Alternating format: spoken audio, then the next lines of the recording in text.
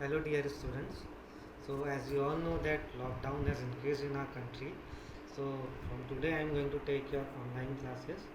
So today I am going to start with the first chapter, that is matrices and determinant. So here I start. Okay so देखिए matrices and determinant. सबसे पहली चीज़ student देखिए, ये जो दो मैंने अलग अलग नाम लिखे हैं ये एक्चुअली दो अलग अलग चैप्टर्स हैं जो कि एक यूनिट के अंदर आते हैं। अब ये दोनों आपस में टोटली डिपेंडेंट है। ना मैं मैट्रिक्स को डिटर्मिनेंट के बिना पढ़ सकता हूँ, ना मैं डिटर्मिनेंट को मैट्रिक्स के बिना पढ़ सकता हूँ। जब भी मैं मैट्रिक्स पढ़ने जाऊँगा मेरे मुँह से बार बार वर्ड डिटर्मिनेंट निकलेगा। तो ये इस चैप्टर को हमें पैरेलली पढ़ना है और बोर्ड में इस चैप्टर का बहुत बड़ा रोल है। 8 to 12 मार्क तक ये चैप्टर बोर्ड में आता है। बहुत ही ईजी चैप्टर है और थोड़ा बहुत थ्योरेटिकल चैप्टर है। ठीक है, तो सबसे पहले मैं स्टार्ट करता हूँ कि ये मैट्रिक्स क्या होती है। देखिए बेटा, मैट्रिक्स का सिंपली मीनिंग होता है अरेंजमेंट ऑफ डेटा। ठीक है, डेटा का अरेंजमेंट किस फॉर्मेट में? एक रेक्टेंगल के फॉर्मेट में, इन रेक्टेंगुलर फॉर्मेट। अच्छा, रेक्टेंगल में होता क्या है? लेंथ और ब्रेथ होती है। सिमिलरली यहाँ पे रेक्टेंगुलर फॉर्मेट का मीन्स क्या हो जाएगा? डेटा का अरेंजमेंट लेंथ यानी रो एंड विड्थ यानी कॉलम फॉर्म में। ठीक है स्टूडेंट, तो हमारे पास क्या है? मैट्रिक्स का मतलब है arrangement of data in rectangular format consisting of rose and columns. ठीक है, फॉर एग्जांपल मेरे पास कुछ नंबर्स है, 1 है, 5, 7, 9, 15, 25। सपोज़ मेरे पास ये 6 नंबर है। ये सपोज़ आपकी क्लास के सपोज़ 6 बच्चे हैं, उन 6 बच्चों का रोल नंबर है 1, 5, 7, 9, 15, 25। अब मैंने क्या किया? मैंने इन 6 के 6 नंबर को एक ऐसे स्क्वायर ब्रैकेट बनाया और उसके अंदर इस तरीके से लिख दिया 1, 5, 7, 9, 15, 25। यानी मैंने ये जो डेटा था, जो नंबर थे, इसको कैसे अरेंज कर दिया? एक रो फॉर्म में। ये देखो, ये भी रो है और ये कॉलम फॉर्मेट में। ये रो 1 है, ये रो 2, ये कॉलम 1, ये कॉलम 2, ये कॉलम 3। ठीक है, तो जो इस तरीके का अरेंजमेंट हुआ, ये रेक्टेंगल दिख रहा है ना आपको? देखिए, लेंथ और ब्रेथ। लेंथ को हमने क्या बोला? रो, और विड्थ को या ब्रेथ को हमने क्या बोला? कॉलम। इस तरीके के डेटा के अरेंजमेंट को क्या बोलते हैं? मैट्रिक्स। याद रखना, कभी कभी ये स्क्वायर ब्रैकेट के बदले सिंपल ये वाले ब्रैकेट भी यूज़ होते हैं। ठीक है स्टूडेंट, तो मैट्रिक्स में दो तरीके के ब्रैकेट हम यूज़ कर सकते हैं। स्क्वायर ब्रैकेट भी यूज़ कर सकते हैं और बड़े वाले पैरेंथेसिस भी यूज़ कर सकते हैं। वहीं पे अगर मैं इसी डेटा को वर्टिकल लाइन के बीच में इनक्लोज कर दूँ, 1, 5, 7, 9, 15, 25, और सपोज कुछ और एडिशनल डेटा है मेरे पास, -1, -2, -3, -1, -2, -3, तो इस तरीके के फॉर्मेट को बोला जाता है डिटर्मिनेंट। अब डिटर्मिनेंट बनाने के लिए आपने देखा होगा कि मैंने 3 एक्स्ट्रा एलिमेंट लिए। क्यों लिए? क्योंकि determinant is possible only for square format. ठीक है, रेक्टेंगल में तो आपको पता है कि रेक्टेंगल इज ऑल्सो स्क्वायर। तो मैट्रिक्स में डेटा या तो रेक्टेंगल फॉर्मेट में हो सकता है या रो कॉलम दोनों बराबर हो जाएंगे तो स्क्वायर फॉर्म में भी हो सकता है। बट डिटर्मिनेंट होने के लिए नेसेसरी और सफिशिएंट कंडीशन क्या है? It should always be in square form, यानी जितने भी रोज हैं उतने ही कॉलम होने चाहिए। ठीक है, तो यहाँ पे मैं आपको अगर difference between matrix and determinant बोलूँ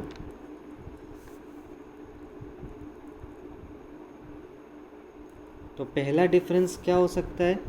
जो मैट्रिक्स है वो मैट्रिक्स कैन बी स्क्वायर और रेक्टेंगल, क्योंकि रेक्टेंगल ही स्क्वायर होता है तो ये कुछ बोलने की ज़रूरत भी नहीं है। रेक्टेंगल बोला है तो ऑटोमेटिकली वो स्क्वायर भी हो सकता है। While determinant is always in square form,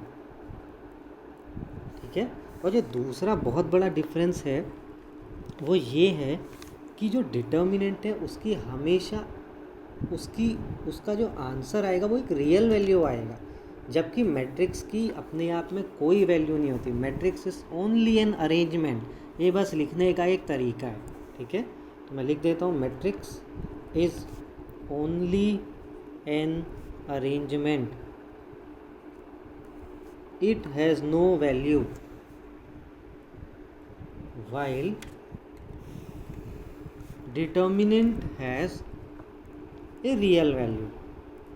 कुछ रियल वैल्यू हो सकती है, 0, -1, -2, 2, 4, 10, -10, -5, कुछ भी हो सकता है, ठीक है।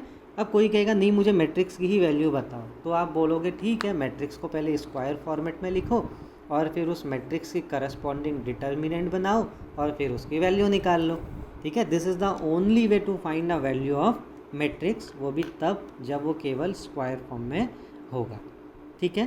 तो ये आपको पता चला कि मैट्रिक्स क्या होता है, डिटर्मिनेंट क्या होता है, एक जनरल। ओके स्टूडेंट, तो मैट्रिक्स के मैं आपको रियल लाइफ के भी कुछ एग्जांपल बता देता हूँ। फॉर एग्जांपल, आपने देखा है अपने स्कूल में आप कैसे बैठते हैं, क्लास में रो और कॉलम अरेंजमेंट में बैठते हैं, तो वो सबसे बेस्ट एग्जांपल है एक मैट्रिक्स का, ठीक है। दूसरा एग्जांपल मैं आपको देता हूँ, देखिए आपने रिपोर्ट कार्ड देखा है ना अपना, रिपोर्ट कार्ड में कैसे मार्क्स आते हैं, सब्जेक्ट लिखे होते हैं, फिजिक्स, केमिस्ट्री, मैथ्स, और फिर उनके मार्क्स लिखे होते हैं। तो आप देखते हैं एक रेक्टेंगुलर अरेंजमेंट होता है, रो और कॉलम वाइज अरेंजमेंट, तो वो क्या है, वो भी एक मैट्रिक्स है। तो इस तरीके से रियल लाइफ एग्जाम्पल में जहाँ भी टेब्यूलर वर्क होता है, इवन ये MS एक्सेल वगैरह है, आपको पता है कंप्यूटर की रैम में भी सारा डेटा कैसे स्टोर होता है, इन मैट्रिक्स फॉर्मेट। सारे 0 और 1, कोई भी आपकी हार्ड डिस्क में गाना है, कुछ भी है, वो 0 और 1 फॉर्मेट में स्टोर होता है और वो एक मैट्रिक्स फॉर्म में रैम के अंदर स्टोर होता है, ठीक है। तो चलिए नेक्स्ट टॉपिक हम लेते हैं, representation of a matrix. Representation of a matrix.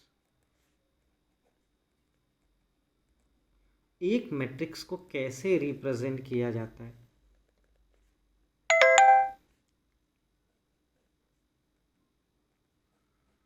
ठीक है। तो देखिए सबसे पहली बात तो ये जो मैट्रिक्स है इसको हम रिप्रेजेंट करते हैं कैपिटल लेटर से, कैपिटल अल्फ़ाबेट से, ABCXY इस तरीके से रिप्रेजेंट कर सकते हैं, ठीक है। तो सपोज मैं एक मैट्रिक्स ले रहा हूँ A और इसको मैंने ऐसे लिख दिया।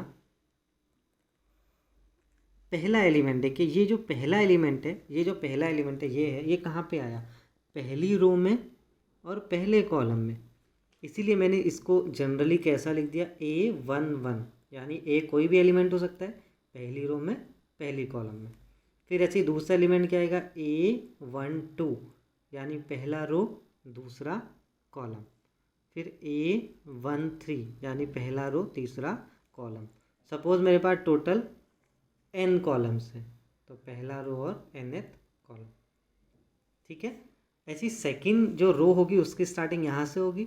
सेकंड रो मीन्स एलिमेंट क्या होगा, सेकंड रो फर्स्ट कॉलम, फिर second row second column, then second row third column, then second row last column यानी nth कॉलम। अब सपोज इसी ऑर्डर में मेरे पास टोटल m रोज हैं, m स्मॉल m रोज हैं, तो क्या हो जाएगा, AM1, AM2, AM3 up to AMN, ठीक है। तो ऐसे हम जनरली एक मैट्रिक्स को रिप्रेजेंट कर सकते हैं।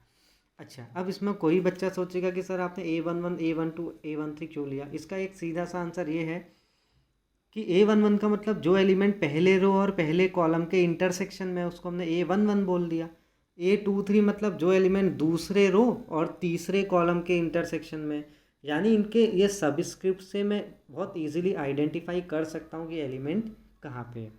अच्छा, कुछ बच्चे बोलेंगे सर क्या यहाँ पे ABCD नहीं हो सकता था, तो हम बोलेंगे बिल्कुल हो सकता था, बट अगर आप ABCD लिखोगे तो केवल आप 26 रो ही तो, 26 कॉलम या 26 रो ही तो बना सकते हो। अब सपोज मैट्रिक्स में आपके पास 500 एलिमेंट है, तो वो आप कैसे करोगे, तो उस ड्रॉबैक को एलिमिनेट करने के लिए हमने क्या लगा दिया, A11, A12, A13 and so on. ये सबस्क्रिप्ट कभी ख़त्म ही नहीं होंगे, आपके कितनी भी लंबी मैट्रिक्स हो जाए। ठीक है, अब मैट्रिक्स में देखिए टोटल जो रोज़ है हमारी, कितनी रो हैं, रोज़ कितनी है, टोटल रोज़ स्मॉल m है टोटल रोज़, और ये जो टोटल कॉलम्स हैं, टोटल कॉलम्स ये कितने हैं हमारे पास, m। रोज़ का मतलब क्या है, मैं एक बार और बता देता हूँ, हॉरिजॉन्टल लाइंस, और कॉलम्स का मतलब क्या है हमारे पास, वर्टिकल लाइंस। ठीक है, तो यहाँ पे देखिए कैसे लिखा जाता है, रोज़ को पहले लिखा जाता है बाहर से, उसके बाद एक क्रॉस लगाया जाता है साइन, उसके बाद नंबर ऑफ कॉलम्स लिखा जाता है। ठीक है, फॉर एग्जांपल अगर मैं एक मैट्रिक्स लिखूं तो क्या हो जाएगा, देखिए यहाँ पे सपोज मैंने एक मैट्रिक्स ली, B इक्वल्स टू 1 3 5 7 8 9 -2 1 -3।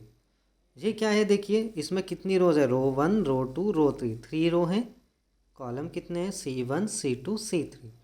तो यहाँ पे मुझे क्या लिख दूंगा, 3 क्रॉस 3, और इसको क्या बोलते हैं, ऑर्डर ऑफ ए मैट्रिक्स। ये M क्रॉस N को क्या बोलते हैं, order of a matrix.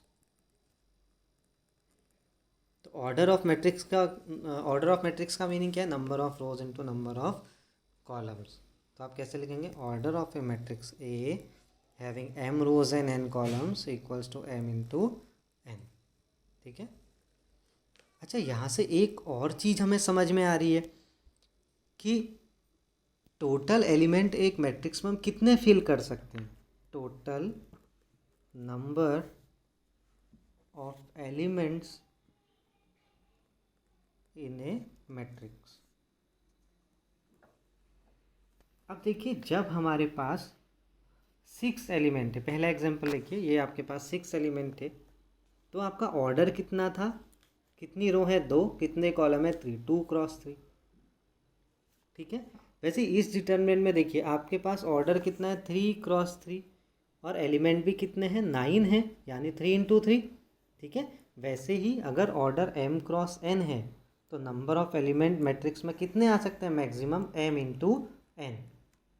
For example अगर मैट्रिक्स का ऑर्डर 3 रोज 4 कॉलम है तो टोटल उसमें कितने एलिमेंट आ सकते हैं, मैक्सिमम 12 आ सकते हैं।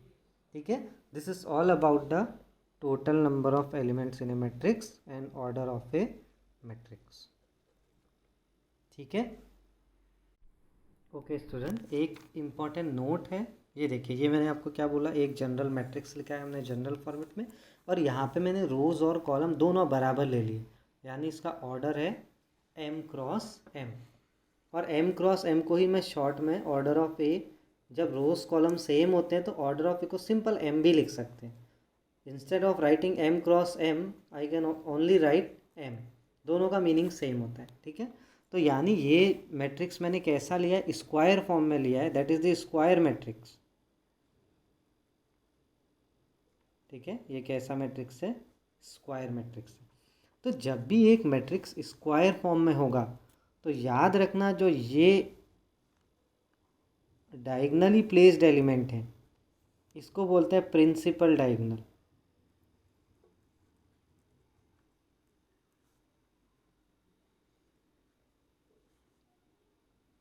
ठीक है, यानी प्रिंसिपल डायगोनल में आप देख रहे हैं कि ये रो और कॉलम की सबस्क्रिप्ट सेम है, 1 1 2 2 3 3 अप टू mm। ठीक है, तो यहाँ पे क्या है, row subscript equal to column subscript है। ये आई को मैं थोड़ी देर के लिए क्या मान लेता हूँ, रो सबस्क्रिप्ट, और इसको मैं क्या मान लेता हूँ, कॉलम सबस्क्रिप्ट। ठीक है, अच्छा अब कुछ बच्चे कहेंगे सर ये डायगोनल है तो ये डायगोनल होगा, नहीं ये नहीं है, क्योंकि ये हम ज्योमेट्री नहीं पढ़ रहे हैं, this is algebra of matrices and it is different from your geometry. तो इसको हम वो स्क्वायर रेक्टेंगल की तरह इसको डायगोनल नहीं बोला जाता, ये कुछ नहीं है, only this is the diagonal जहाँ पे रो और कॉलम की सबस्क्रिप्ट्स सेम है। ठीक है, उसके बाद आप देखिए अगर ये वाला ट्राइंगल देखेंगे, ये जो ऊपर वाला ट्राइंगल है, यहाँ पे आपको दिख रहा होगा कि ये जो रो की सबस्क्रिप्ट है वो हमेशा कॉलम की सबस्क्रिप्ट से छोटा होगा, यानी i लेस देन j। ठीक है। और जो ये नीचे वाला ट्राइंगल है इसमें आप देखिए, जो रो की सबस्क्रिप्ट है वो अब हमेशा क्या होगा, कॉलम के सबस्क्रिप्ट से बड़ा होगा इन दिस ट्राइंगल। इतनी बात समझ में आई। और एक और बात समझ में आ रही होगी, टोटल नंबर ऑफ एलिमेंट कितने होंगे इसमें, ये स्क्वायर फॉर्म में अगर हो गया तो m इंटू एम, यानी m का स्क्वायर। अगर रो कॉलम अलग अलग है तो टोटल एलिमेंट कितने हुए, m इंटू एन, और अगर सेम है तो क्या हो जाएगा, m स्क्वायर। ठीक है। ठीक है स्टूडेंट, एक बात और ध्यान रखनी है आपको, हम इस मैट्रिक्स को और भी कॉम्पैक्ट फॉर्म में लिख सकते हैं by denoting general element as A I J, और बाहर से उसका ऑर्डर लिख देंगे m इंटू एन, जो भी है ऑर्डर। ठीक है। This is called general element of matrix, general element of matrix, and this is called general matrix, general matrix. कोई भी हमने एक जनरल मैट्रिक्स रिप्रेजेंट किया। ठीक है। Now I am going to take some problems based on this concept. आप लोग इस कंसेप्ट से अच्छे से गो थ्रू करिएगा। पहला मैं एक एग्जांपल लेता हूँ। Suppose we have 20 elements, find a part all possible orders of matrices, और सेकेंड पार्ट है total number of matrices.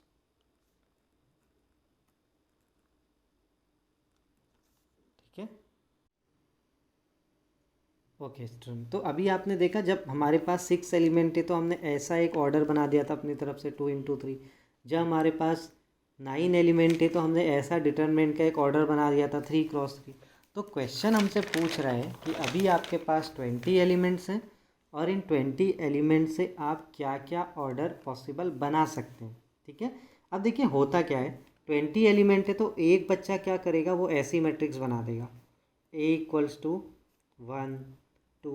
Suppose वो 20 एलिमेंट मेरे पास सीक्वेंस में 1 से लेकर 20 तक, कोई भी 20 एलिमेंट हो सकते हैं, मैंने क्या ले लिया 1 to 20। अब किसी बच्चे ने क्या किया 1 2 3 4 ऐसा भरता गया, उसने 20 तक भर दिया, यानी उसने कैसी मैट्रिक्स बना दी जिसमें एक ही रो है और कॉलम कितने हैं 20 हैं। देखिए ये केवल कितनी रो है, एक ही रो है, कॉलम कितने हैं 1 column 2 column 3 column up to 20 column. किसी बच्चे ने क्या किया, उसने दूसरी मैट्रिक्स बनाई b, उसने वर्टिकल लाइन में सब फिल कर दिया, 1 भरा 2 भरा और ऐसे करते करते 20 भर दिया। तो उसने कितने ऑर्डर बना दिए, देखिए 20 क्रॉस 1, उसने डिफरेंट ऑर्डर की मैट्रिक्स बना दी। ठीक है। अब एक बच्चे ने और एक्सपेरिमेंट किया, उसने क्या किया, उसने 1 to 10 एलिमेंट यहाँ लिख दिए और उसके बाद फिर उसने 11 to 20 एलिमेंट यहाँ लिख दिए। तो उसने जो ऑर्डर बनाया वो क्या बनाया, 2 रो इंटू 10 कॉलम का। ठीक है। तो हमको बताना है कि ऐसे कितने ऑर्डर पॉसिबल हैं। अब देखिए बार बार तो आप ऐसे ये मैट्रिक्स बना के चेक नहीं कर सकते, तो इसका एक सिंपल सा ट्रिक है, मेथड, 2 मेथड है इसका, मैं आपको दोनों बता देता हूँ। पहला मेथड क्या होता है हमारे पास, देखिए हम सिंपली जो भी दिया है, जैसे 20 दिया है, इसके फाइंड ऑल पॉसिबल फैक्टर्स, हम इसके फैक्टर्स फाइंड करते हैं। 1 से स्टार्ट करते हैं। 20 को हम क्या लिख सकते हैं, देखिए 1 इंटू 20 लिख सकते हैं और 20 इंटू 1 भी लिख सकते हैं। और देखिए ये दोनों ऑर्डर बन रहे थे, 1 इंटू 20 20 इंटू 1 बन रहे थे ना। उसके बाद हम और क्या लिख सकते, अब 2 से स्टार्ट करते हैं, 2 इंटू 10 और 10 इंटू 2। ठीक है। अब 3 में तो देखिए 20 आता नहीं है तो 4 से स्टार्ट करते हैं, 4 इंटू 5 5 इंटू 4। ठीक है। उसके बाद हम 5 से स्टार्ट कर सकते हैं जो हम ऑलरेडी ले चुके हैं। 6 से अगर हम स्टार्ट करें तो 6 से 20 नहीं आता, 7 भी नहीं, 8 भी नहीं, 9 भी नहीं, और 10 वाला केस हम ले चुके हैं। देखिए 10 इंटू 2 2 इंटू 10। तो देखिए टोटल कितनी पॉसिबिलिटीज़ आई, 1 2 3 4 5 6। तो टोटल ऑर्डर्स कितने आ गए, 6।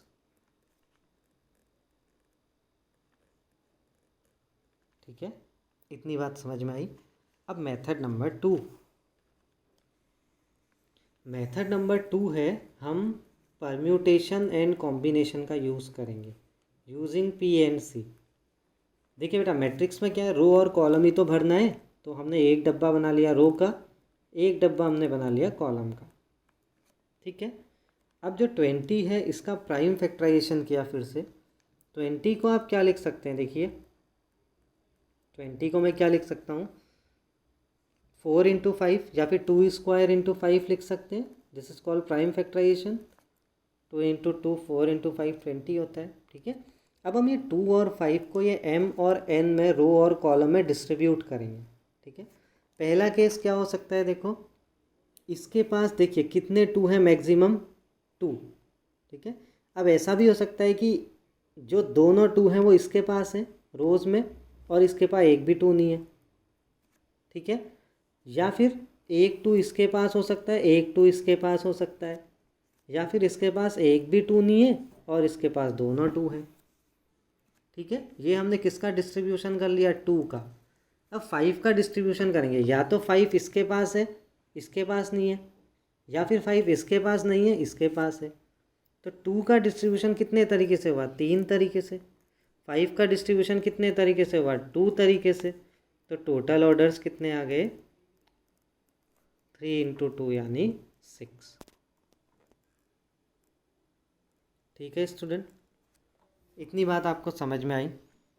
This is the way to find the total number of possible orders. अब टोटल नंबर ऑफ मैट्रिसेस,